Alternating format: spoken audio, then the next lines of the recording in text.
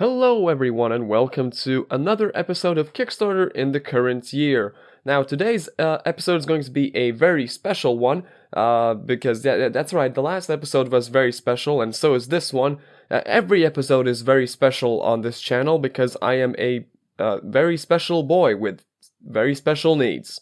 Today we will be looking at a bunch of food related projects as was requested in the comments by one of you. And I decided, yeah, it sounds like a fine idea, let's take a look at that.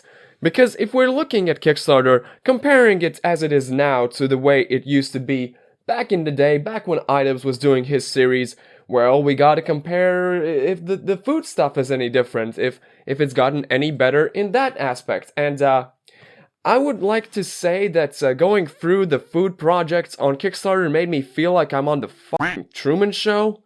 They're different in a sense, but not in the sense that we want them to be different. You see, the first thought that I had in mind when I started looking into food projects, well, I thought back to the iDubbbz days, and my first thought was sauce. There gotta be a lot more sauce projects still on Kickstarter. What are those all like? Either there's a bunch of really good ones, or they're just gone, right? Those are two options that I had in mind.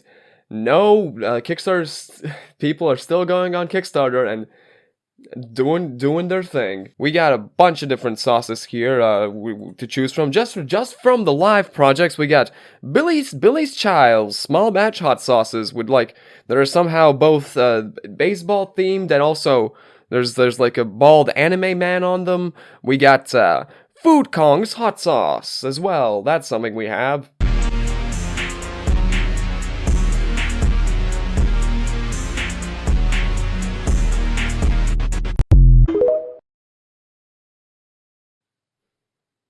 I didn't edit that. That was the entirety of their pitch video. It was a TikTok of a still image of three sauce bottles that had a bunch of effects on it while some, I don't know, dubstep played over it or something, or EDM. I don't know if I would want to invest, but they're only asking for $7,000. You'll notice this is a pattern with a lot of these hot sauce projects. They ask for a fairly small amount. They only expect to get a fairly small amount. But they expect to get it somehow. By the way, the entire project is just one paragraph and then one line in risks and challenges. There's nothing much to comment on here, but the risks and challenges are they're pretty good.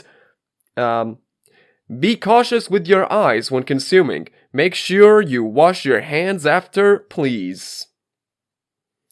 It is a risk and a challenge. Here's Nimi and Nosh.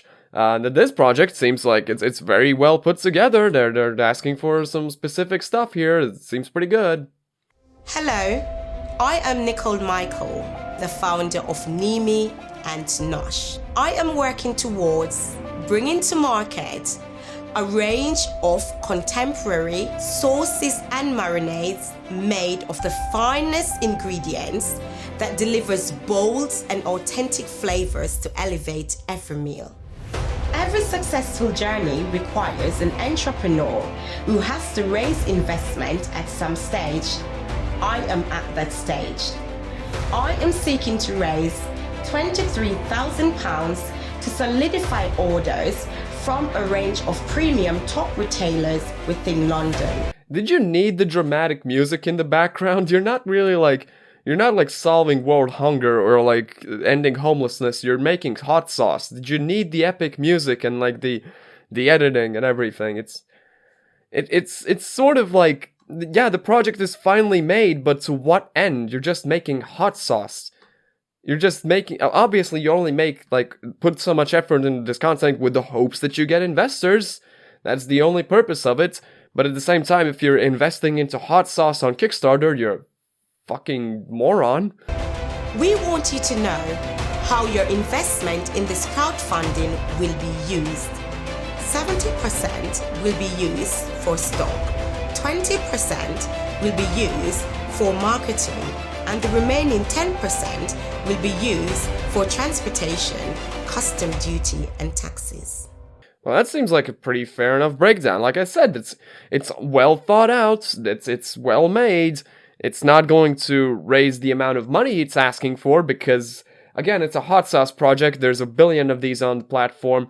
No matter how much effort you put into that project, you're not going to get more than a small amount. At this point in time, you're not getting your, like, 20 whatever thousand pounds into $28,000. It's not really realistic. I mean, the reward tiers are about what you'd expect. You get hot sauces in them.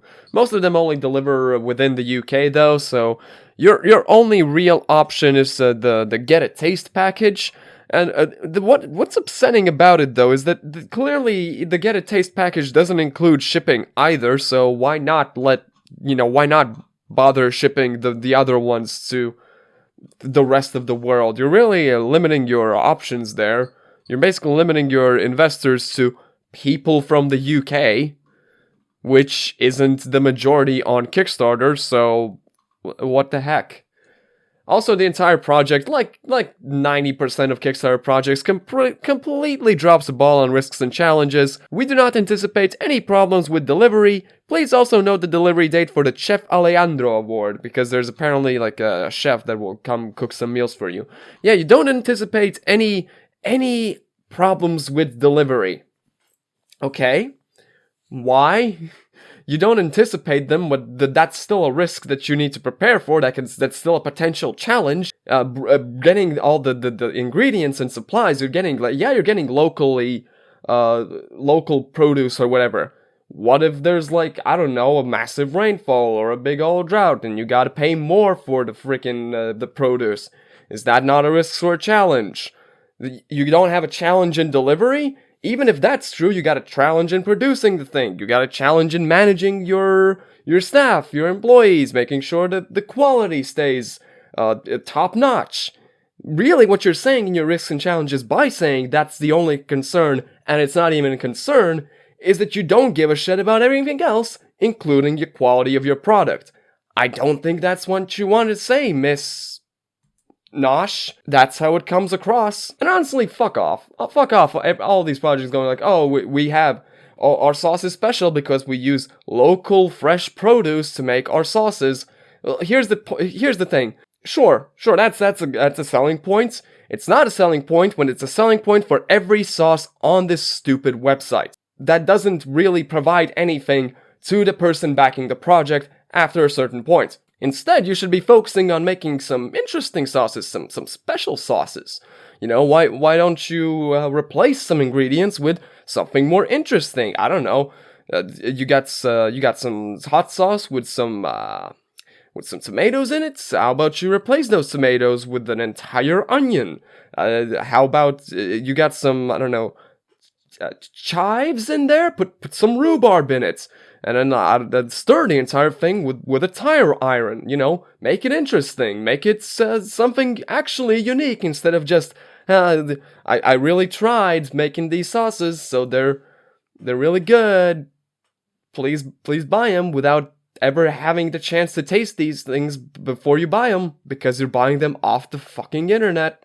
I got curious. What exactly leads people to constantly pump out these projects? Because looking at it now, there are a ton of projects, not just online, not just live projects for hot sauces and pizza sauces and every kind of sauce on the fucking planet. There are also projects that are on the way. I can get notified for the launch of Sauce Goblins.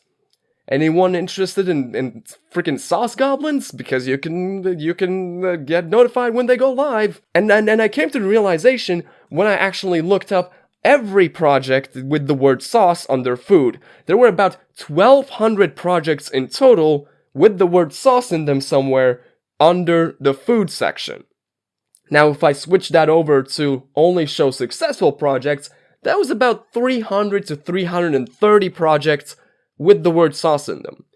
That's roughly a 1 in 4 chance that if you launch a project on Kickstarter about making some sauce, that is going to succeed. I don't actually think that's accurate. I think there are a lot more failed projects that don't show up on the search. I think there are a lot more deleted projects that don't show up on the search. But if you go on the website and actually look these numbers up, that's what you get. So I guess it makes sense. if you go on the website and see all these successful projects, you might be thinking, hey, I could make some money with my special sauce by putting it in a glass jar and shipping it across the fucking globe to Namibia. You know, that's something I can do for $2,000 or something. And then there apparently are people online willing to give like $20 a piece and then end up getting those $500 to $2,000. You know, most of these projects are in the low thousands range. Some of them are even lower than that. Very few successful projects, the higher up you go, naturally. But after a while, the sauce project started to piss me off, so I started to look into other options for, food projects we can look at. And so, I wanted to find something that was totally different from anything that Ian had looked at before, right? I wanted to find something special that is just my own. And then I found Empower Your Palate, Fueling Change with Non-GMO Organic. That's where the sentence ended. At Green Eats Express, we believe that fast food can be both convenient and nourishing. Our mission is to provide a healthier alternative. Lovely. Introducing Green Eats Express, where wholesome fast food meets flavorful delights. We want to be the first non-GMO organic fast food restaurant. Wow, there sure have been a lot of places that wanted to be the first non-GMO organic fast food restaurant. Can you think of any? Non-GMO organic food. We start our day with all fresh ingredients, like organic vegetables from the local nearby organic farms. It's the fucking Truman Show. I'm not even kidding. And of course, they repeat non-GMO so many times it stops being a word. Oh wait, it wasn't kind of not a word to begin with. It's like the non and then like an acronym actually. So they also spam out the word organic and some other buzzwords. Really unique stuff you don't see anywhere else. Apparently they're also going to be using AI. We may use AI regarding logistics and meal planning. That's encouraging. But at least they have some risks and challenges. Are they all the risks and challenges? No. Also, if you want to invest in this project and you're curious about where it is, you can't find that information anywhere in the project description, the project title, the user profile of the person who made the project. The only place you can actually see where the goddamn restaurant is going to be is by looking at the available rewards, where the included in grand opening tier for $2,500, which is one of only 2 tiers, lists St. Joseph, I want to say Montana? I don't know, states, Montana, Mozambique, could be either of those. But yeah, you get an invite. You can only get one of 25 invites, by the way. This is limited to 25 invites, which is, by the way, not enough. If 25 people bought this tier, that's not enough to actually fund the project. Well, luckily, there's a second tier, which is for $10,000, which also gets you a personalized plaque at the restaurant.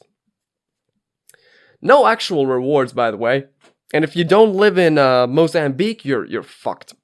That's sort of like the other aspect for a lot of food-related projects. You have very localized businesses. You got cafes, you got restaurants, you got food trucks, you got these production lines or whatever. You're making local foods, local produce. And you're going on this website, which is specifically designed for crowdfunding globally, and you're expecting to succeed. Why? Maybe like 20 to like 100 people tops from St. Joseph or whatever actually even go on freaking Kickstarter. They're not going to fund your project all on their own. You're going to need something you can provide for the people outside of that goddamn city, but you can't, so take out a loan?